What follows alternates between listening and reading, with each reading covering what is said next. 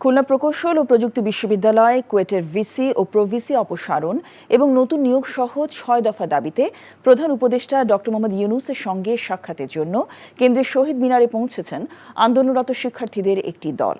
শহীদ মিনার থেকে কিছুক্ষণ পরেই প্রধান উপদেষ্টার বাসভবন যমুনার উদ্দেশ্যে রওনা দেবেন তারা। এর আগে সকালে ২টি বাসে ৮০ জন শিক্ষার্থী ঢাকার উদ্দেশ্যে রওনা হন।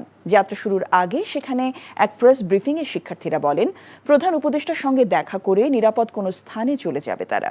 নিরাপত্তা নিশ্চিত হওয়ার আগ পর্যন্ত ক্যাম্পাসে না ফেরার ঘোষণা দেন তারা। শুক্রবার রাতে উপাচার্যের বাসভবনে তালা ঝুলিয়ে দিয়েছিলেন শিক্ষার্থীরা। এ সময় তিনি পরিবারসহ ক্যাম্পাসের বাইরে ছিলেন।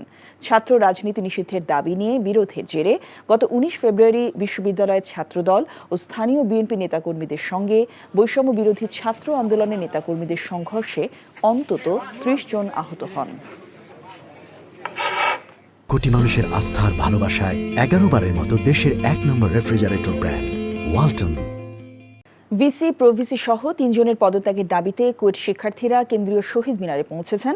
সেখানে আছেন আমাদের সহকর্মী মিসবাহ হাসান। মিসবাহ, কুয়েট শিক্ষার্থীরা কখন যমুনায় যাবেন এবং এ সংক্রান্ত আর কি তথ্য আছে আপনার কাছে? আজকে শহীদ মিনারে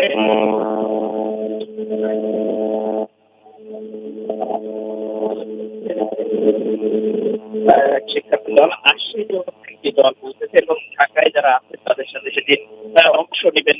সবকিছু মিলে কুয়েট শিক্ষার্থীরা বর্তমানে এখানে অবস্থান করছেন। কিছু আগেই তারা পৌঁছেছে, এখন তারা এখানে অবস্থান নিয়েছেন এবং কিছুক্ষণ পরে আমাদের ঢাকায় শিক্ষার্থীরা আসছেন। তারা আসলে একসাথে মিলিত হয়ে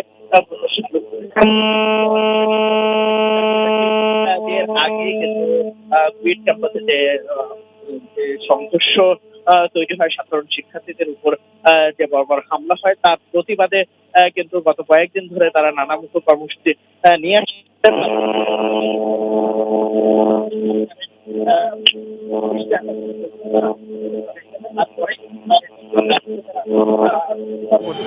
কিন্তু বিভিন্নভাবে সরকারের দৃষ্টি আকর্ষণ করলেও তারা কিন্তু কোনোভাবে এই করে না। তারপরেই কিন্তু ৬ দফা দাবিতে তারা বিভিন্ন কর্মসূচি নিলেও কোনোভাবেই সরকারের উপর আসেন এবং তারা অফিসিয়ালি এবং আনঅফিসিয়ালি সেটা সরকারের কাছে পৌঁছানোর চেষ্টা করেছে, কিন্তু সরকারের পক্ষ থেকে কিন্তু যার ফলে তারা প্রধান উপদেষ্টা বরাবর একটি স্মারকলিপি দেবেন, যেখানে ৬টি দফা তারা উল্লেখ করেছে।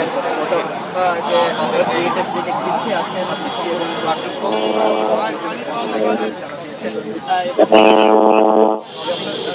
দেখেছি সে সময়ে যে বহিরাগতদের যে হামলা হয় সেই হামলার তারা বহিরাগতদের প্রবেশ নিষেধ এবং সেই সাথে কুয়েট ক্যাম্পাসে রাজনীতি নিষিদ্ধের কিন্তু তারা দাবি তুলেছেন। এমন ৬টি দাবির কথা তারা জানিয়েছেন।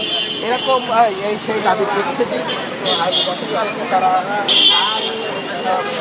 লাল ব্যাজ ধারণ করে যাত্রা শুরু করেন ঢাকা মুখে এবং ৮০ জনের একটি টিম ঢাকা এসে পৌঁছেছে। ৮০ জনের টিম ঢাকা রয়েছে এবং তারা এইমাত্র শহীদ মিনারে এসে পৌঁছানো এবং পরবর্তীতে তাদের কী কর্মসূচি আছে সেটি জানতে পারবো আমরা। সাধারণ শিক্ষার্থীরা সব মিলিত হলে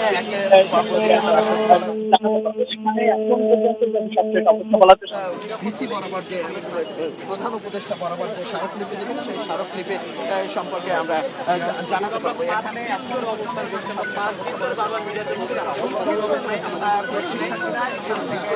সচিবালয়ে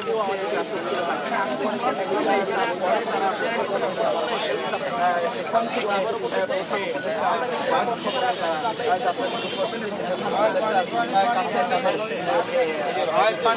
সেটি পৌঁছানোর চেষ্টা করবেন। এই ছিল কোটি মানুষের আস্থার ভালোবাসায় ১১ বারের মতো দেশের ১ নম্বর রেফ্রিজারেটর ব্র্যান্ড ওয়ালটন।